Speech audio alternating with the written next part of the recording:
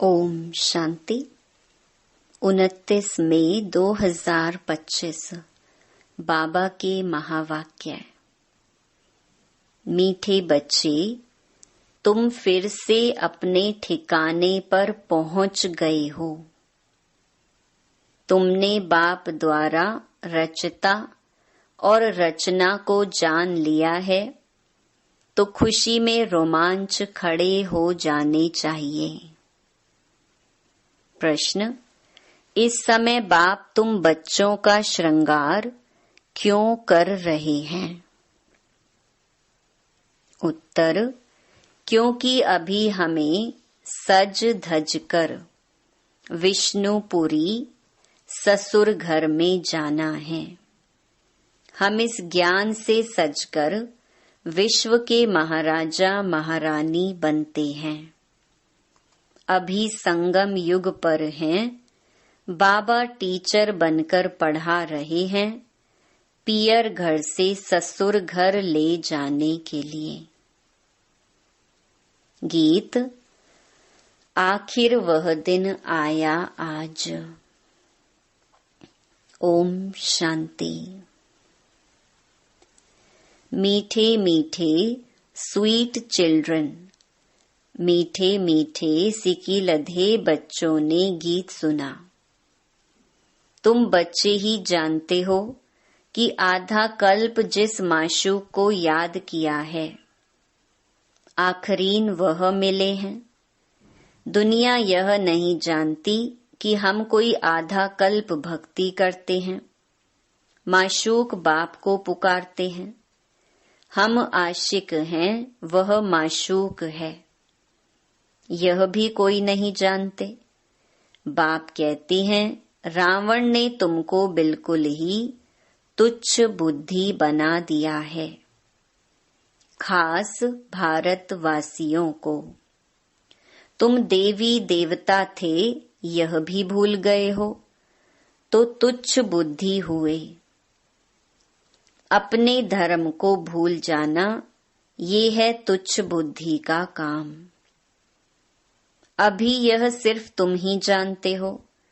हम भारतवासी स्वर्गवासी थे। यह भारत स्वर्ग था। थोड़ा ही समय हुआ है। 1250 वर्ष तो सतयुग था और 1250 वर्ष राम राज्य चला। उस समय अथाह सुख था। सुख को याद कर रोमांच खड़े हो जाने चाहिए। सतयुग त्रेता यह पास हो गए। सतयुग की आयु कितनी थी, यह भी कोई नहीं जानते। लाखों वर्ष कैसे हो सकती है? अभी बाप आकर समझाते हैं, तुमको माया ने कितना तुच्छ बुद्धि बना दिया है। दुनिया में कोई अपने को तुच्छ बुद्धि समझते नहीं है। तुम जानते हो हम कल तुच्छ बुद्धि थे। अभी बाबा ने इतनी बुद्धि दी है जो रचता और रचना के आदि मध्य अंत को हम जान गए हैं। कल नहीं जानते थे, आज जाना है। जितना जितना जानते जाते हैं, उतना खुशी में रोमांच खड़े होते जाएंगे। हम फिर से अपने ठिकाने पर पहुंचते हैं। बरोबर बाप ने हमको स्वर्ग की राजाई दी थी, फिर हमने गंवा दी। अभी पतित बन पड़े हैं। सतयुग को पतित नहीं कहेंगे, वह है ही पावन दुनिया। मनुष्य कहते हैं, हे पतित पावन आओ। रावण राज्य में पावन ऊंच कोई हो ही नहीं सकता। ऊंच ते ऊंच बाप के बच्चे बने तो ऊंच भी बने। तुम बच्चों ने बाप को जाना है, सो भी नंबरवार पुरुषार्थ अनुसार। अपने दिल से सवेरे उठकर पूछो, अमृत वेले का समय अच्छा है। सवेरे अमृत वेले बैठकर यह ख्याल करो, बाबा हमारा बाप भी है, टीचर भी है। ओ गॉड फादर, हे परम पिता परमात्मा तो कहते ही हैं। अभी तुम बच्चे जानते हो, जिसको याद करते हैं, हे भगवान, अभी वह हमको मिला है। हम फिर से बेहद का वर्षा ले रहे हैं। वह है लौकिक बाप, यह है बेहद का बाप।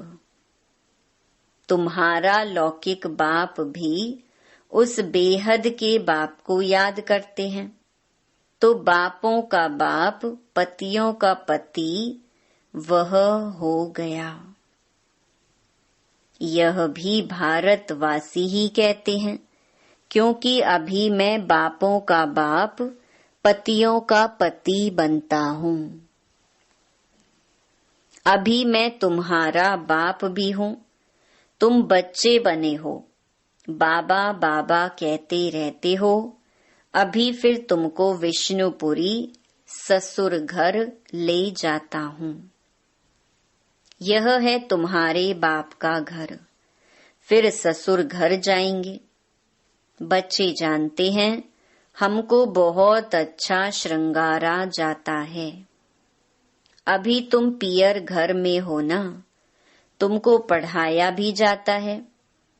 तुम इस ज्ञान से सजकर विश्व के महाराजा महारानी बनते हो। तुम यहाँ आए ही हो विश्व का मालिक बनने। तुम भारतवासी ही विश्व के मालिक थे, जबकि सतयुग था। अभी तुम ऐसे नहीं कहेंगे कि हम विश्व के मालिक हैं।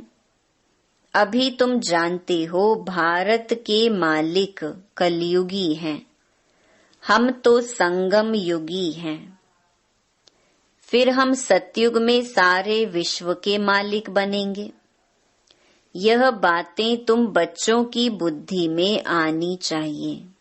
अभी तुम जानते हो भारत के मालिक कलयुगी हैं, हम तो संगम युगी हैं। फिर हम सतयुग में सारे विश्व के मालिक बनेंगे। ये बातें तुम बच्चों की बुद्धि में आनी चाहिए। जानते हो विश्व की बादशाही देने वाला आया है। अभी संगम युग पर वह आए हैं। ज्ञान दाता एक ही बाप है। बाप के सिवाय किसी भी मनुष्य को ज्ञान दाता नहीं कहेंगे, क्योंकि बाप के पास ऐसा ज्ञान है जिससे सारे विश्व की सद्गति होती है। तत्वों सहित सबकी सद्गति हो जाती है।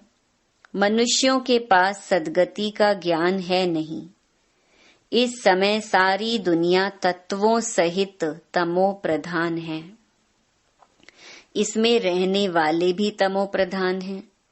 नई दुनिया है ही सतयुग, उसमें रहने वाले भी देवता थे। फिर रावण ने जीत लिया। अब फिर बाप आया हुआ है। तुम बच्चे कहते हो हम जाते हैं बाप दादा के पास। बाप हमको दादा द्वारा स्वर्ग की बादशाही का वर्षा देते हैं। बाप तो स्वर्ग की बादशाही देंगे और क्या देंगे।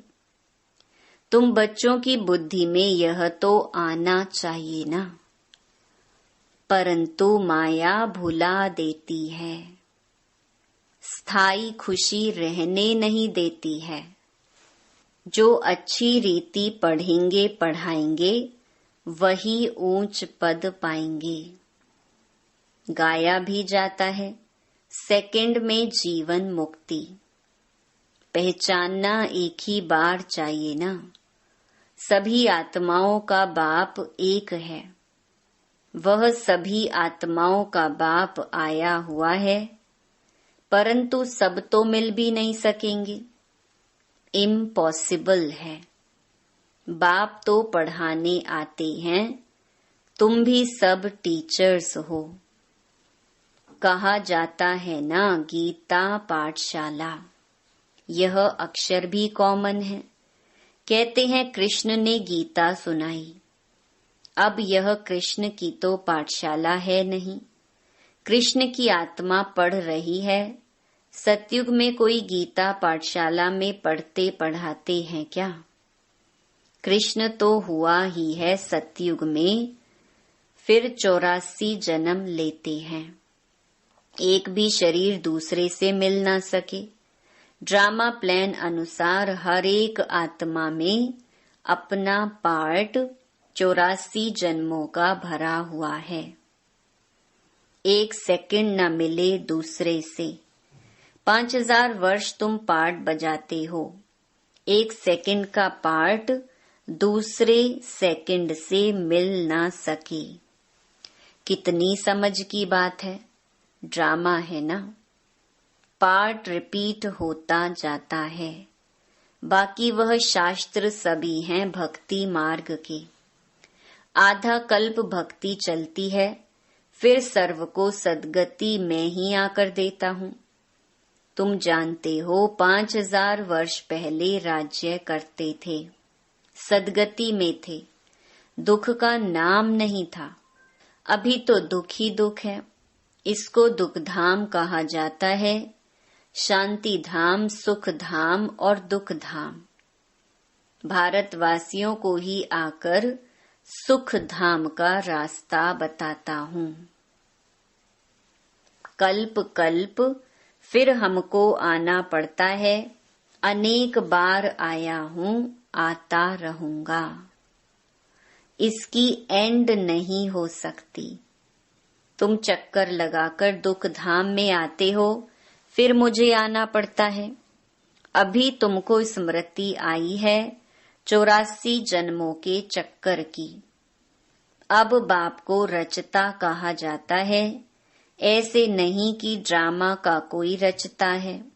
रचता अर्थात इस समय सतयुग को आकर रचते हैं। सतयुग में जिन्हों का राज्य था फिर गंवाया, उन्हों को ही बैठ पढ़ाता हूँ। बच्चों को एडॉप्ट करते हैं। तुम मेरे बच्चे हो ना। तुमको कोई साधु संत आदि नहीं पढ़ाते हैं। पढ़ाने वाला एक बाप है, जिसको सब याद करते हैं।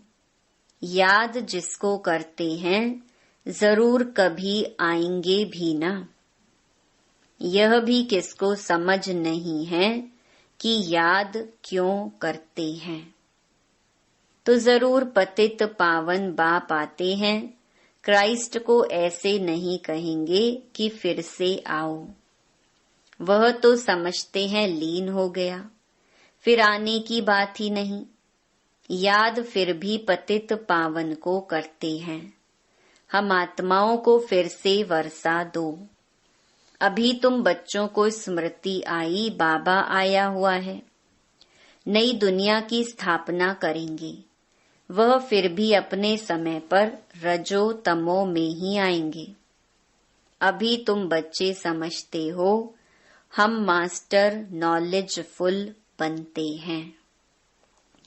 एक बाप ही है जो तुम बच्चों को पढ़ाकर विश्व का मालिक बना देते हैं। खुद नहीं बनते हैं, इसीलिए उनको कहा जाता है निष्काम सेवाधारी। मनुष्य कहते हैं हम फल की आश नहीं रखते हैं, निष्काम सेवा करते हैं, परंतु ऐसे होता नहीं है। जैसे संस्कार ले जाते हैं उस अनुसार जन्म मिलता है।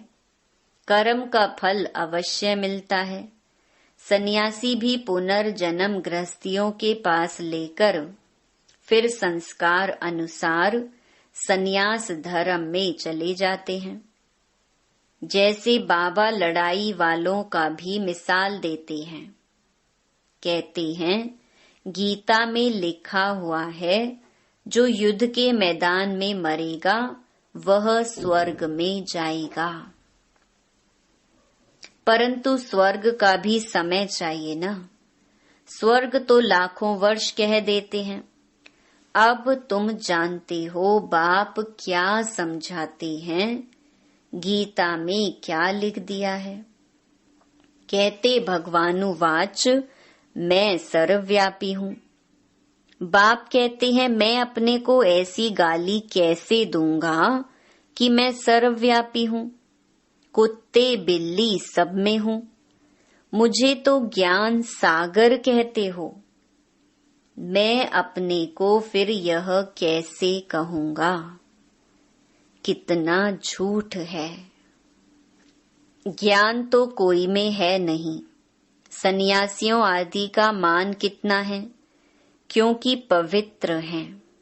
सतयुग में गुरु तो कोई होता नहीं। यहाँ तो स्त्री को कहते तुम्हारा पति गुरु ईश्वर है, दूसरा कोई गुरु नहीं करना। वह तो तब समझाया जाता था जब भक्ति भी सतो प्रधान थी। सतयुग में तो गुरु था नहीं। भक्ति की शुरुआत में भी गुरु होते नहीं। पति ही सब कुछ है, गुरु नहीं करते। इन सब बातों को अब तुम समझते हो। कई मनुष्य तो ब्रह्मा कुमार कुमारियों का नाम सुनकर ही डर जाते हैं, क्योंकि समझते हैं यह भाई बहन बनाते हैं। अरे प्रजापिता ब्रह्मा का बच्चा बनना तो अच्छा है ना। बीके ही स्वर्ग का वर्षा लेते हैं। अभी तुम ले रहे हो, तुम बीके बने हो। दोनों कहते हैं हम भाई बहन हैं। शरीर का भान विकार की बांस निकल जाती है। हम एक बाप के बच्चे भाई बहन विकार में कैसे जा सकते हैं। यह तो महान पाप है। यह पवित्र रहने की युक्ति ड्रामा में है। सन्यासियों का है निवृत्ति मार्ग, तुम हो प्रवृत्ति मार्ग वाले। अब तुम्हें इस छीछी दुनिया की रस्म रिवाज को छोड़कर इस दुनिया को ही भूल जाना है। तुम स्वर्ग के मालिक थे, फिर रावण ने कितना छीछी बनाया है। यह भी बाबा ने समझाया है। कोई कहे हम कैसे माने कि हमने 84 जन्म लिए हैं। 84 जन्म लिए हैं, यह तो हम अच्छा कहते हैं ना। 84 जन्म नहीं लिया तो ठहरेगा ही नहीं। समझा जाता है यह देवी देवता धर्म का नहीं है। स्वर्ग में आ नहीं सकेगा। प्रजा में भी कम पद लेंगे। प्रजा में भी अच्छा पद कम पद है ना। यह बातें कोई शास्त्रों में नहीं है।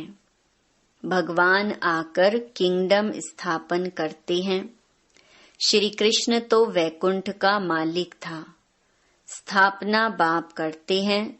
बाप ने गीता सुनाई जिससे यह पद पाया। फिर तो पढ़ने पढ़ाने की दरकार ही नहीं। तुम पढ़कर पद पा लेते हो, फिर थोड़े ही गीता का ज्ञान पढ़ेंगे। ज्ञान से सद्गति मिल गई। जितना पुरुषार्थ उतना ऊंच पद पाएंगे। जितना पुरुषार्थ कल्प पहले किया था वह करते रहते हैं। साक्षी हो देखना है। टीचर को भी देखना है, इसने हमको पढ़ाया है। हमको इनसे भी होशियार होना है। मार्जिन बहुत है। कोशिश करनी है ऊंचते ऊंच बनने की। मूल बात है तमो प्रधान से सतो प्रधान बनना है। यह समझने की बात है ना। गृहस्थ व्यवहार में भी रहना है। बाप को याद करना है तो पावन बन जाएंगे। यहाँ सब पतित हैं, इसमें दुख ही दुख है। सुख का राज्य कब था यह किसको पता नहीं है। दुख में कहते हैं हे भगवान, हे राम, यह दुख क्यों दिया। अब भगवान तो किसको दुख देते नहीं, रावण दुख देते हैं। अभी तुम जानते हो हमारे राज्य में और कोई धर्म नहीं होगा, फिर बाद में और धर्म आएंगे। तुम भल कहाँ भी जाओ, पढ़ाई साथ है, मन मनाभव का लक्ष्य तो मिला है, बाप को याद करो। बाप से हम स्वर्ग का वर्षा ले रहे हैं, यह भी याद नहीं कर सकते। यह याद पक्की चाहिए, तो फिर अंतमति सो गति हो जाएगी। अच्छा, मीठे मीठे सिकिलधे बच्चों प्रति माता पिता बाप दादा का याद प्यार और गुड मॉर्निंग। रूहानी बाप की रूहानी बच्चों को नमस्ते। धारणा के लिए मुख्य सार। पहला, सवेरे सवेरे अमृत वेले उठ ख्याल करना है। बाबा हमारा बाप भी है, टीचर भी है। अभी बाबा आया है हमारा ज्ञान रत्नों से श्रृंगार करने। वह बापों का बाप, पतियों का पति है, ऐसे ख्याल करते अपार खुशी का अनुभव करना है। दूसरा, हरेक के पुरुषार्थ को साक्षी होकर देखना है। ऊंच पद की मार्जिन है, इसीलिए तमो प्रधान से सतो प्रधान बनना है। वरदान, वाइसलेस की शक्ति द्वारा सूक्ष्म वतन व तीनों लोकों का अनुभव करने वाले श्रेष्ठ भाग्यवान भव। जिन बच्चों के पास वाइसलेस की शक्ति है, बुद्धि योग बिल्कुल रिफाइन है, ऐसे भाग्यवान बच्चे सहज ही तीनों लोकों का सैर कर सकते हैं। सूक्ष्म वतन तक अपने संकल्प पहुंचाने के लिए सर्व संबंधों के सार वाली महीन याद चाहिए। यही सबसे पावरफुल तार है। इसके बीच में माया इंटरफियर नहीं कर सकती है। तो सूक्ष्म वतन की रौनक का अनुभव करने के लिए स्वयं को वाइसलेस की शक्ति से संपन्न बनाओ। स्लोगन, किसी व्यक्ति, वस्तु व वैभव के प्रति आकर्षित होना ही कंपेनियन बाप को संकल्प से तलाक देना है। अव्यक्त इशारे, रूहानी रॉयल्टी और प्योरिटी की पर्सनालिटी धारण करो। पवित्रता संगम युगी ब्राह्मणों के महान जीवन की महानता है। पवित्रता ब्राह्मण जीवन का श्रेष्ठ श्रृंगार है। जैसे स्थूल शरीर में विशेष श्वास चलना आवश्यक है, श्वास नहीं तो जीवन नहीं, ऐसे ब्राह्मण जीवन का श्वास है पवित्रता। 21 जन्मों की प्रारब्ध का आधार अर्थात फाउंडेशन पवित्रता है। अच्छा, ओम शांति।